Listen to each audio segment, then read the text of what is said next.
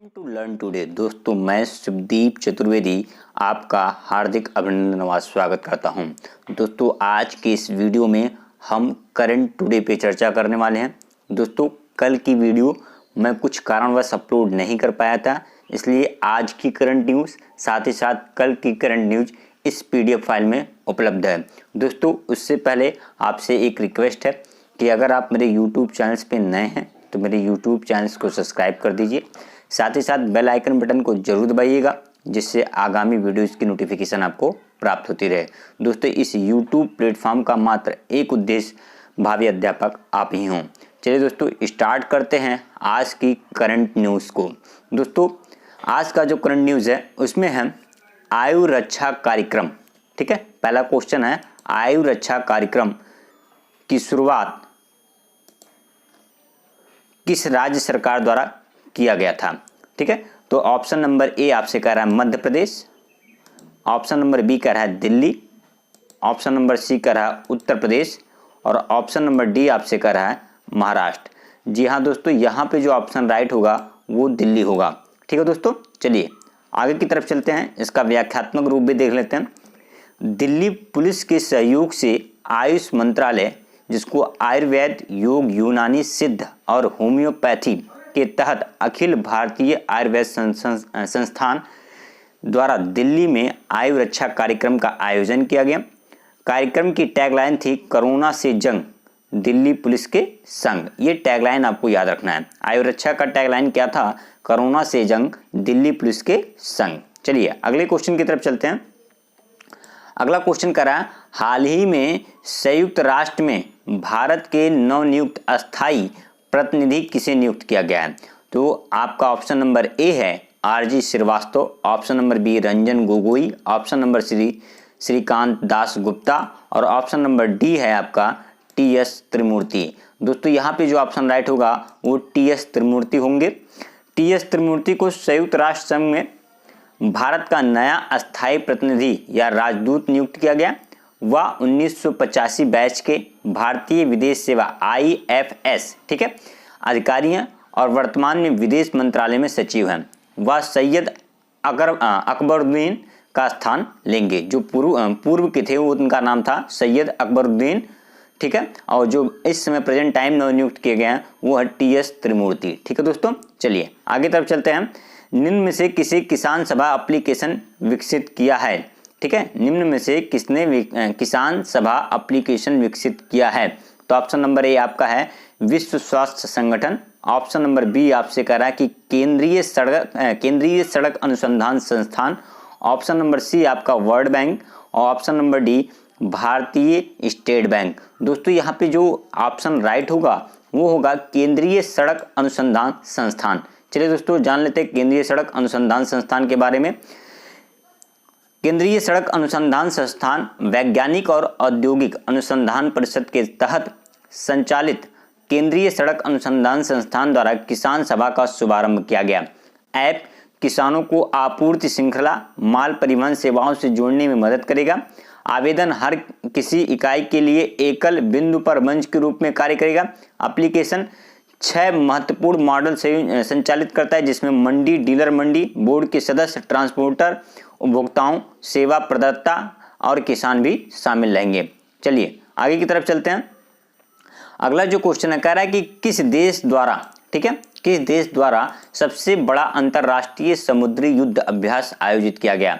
तो option number ए आपका है चीन, option number B Japan, option number C America और ऑप्शन नंबर डी आपका है भारत। जी हाँ दोस्तों, यहाँ पे जो है वो आपका ऑप्शन जो राइट होगा वो अमेरिका होगा। ठीक है दोस्तों, चलिए अमेरिका, संयुक्त राज्य अमेरिका की नौसेना हवाई में सबसे बड़ा अंतर्राष्ट्रीय समुद्री युद्ध अभ्यास रिमपैक प्रशांत क्षेत्र का रिम रखती है और ड्रिल केवल समुद्र में जगह लेगी और कोरोना वायरस के मद्देनजर भूमि पर जगह नहीं लेगी।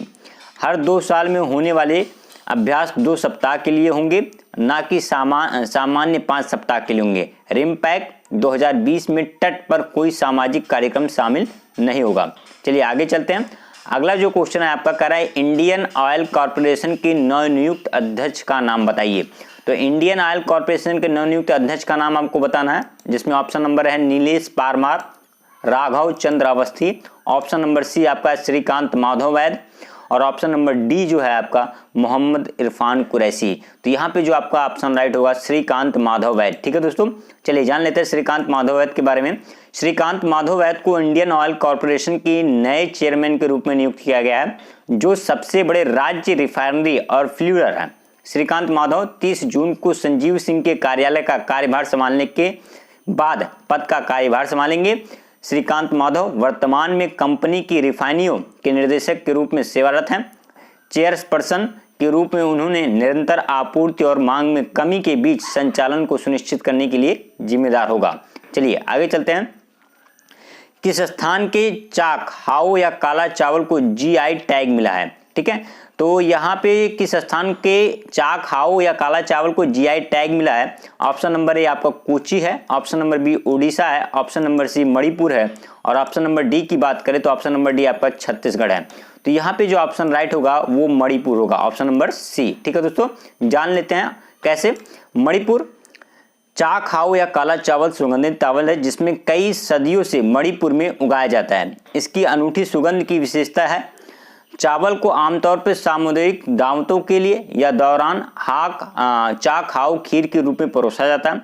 चाक हाओ के जीआई टैग के लिए आवेदन मणिपुर काले चावल चाक हाओ के उत्पादकों के संघ द्वारा दायर किया गया था।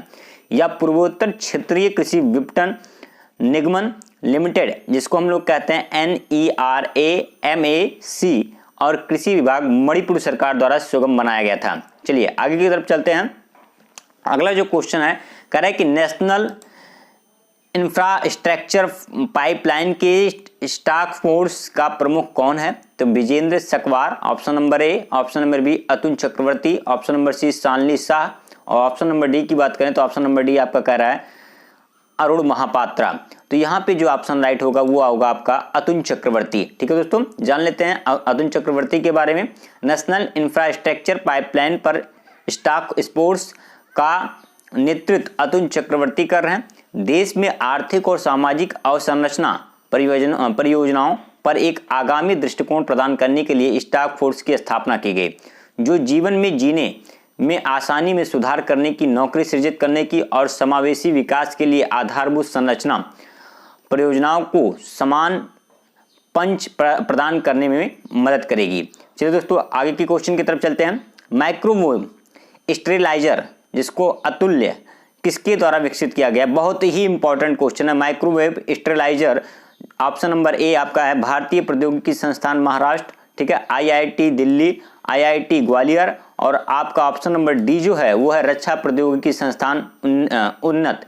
ठीक है, तो यहाँ पे ऑप्शन नंबर डी होगा रक्षा प्रौद्योगिकी संस्थान।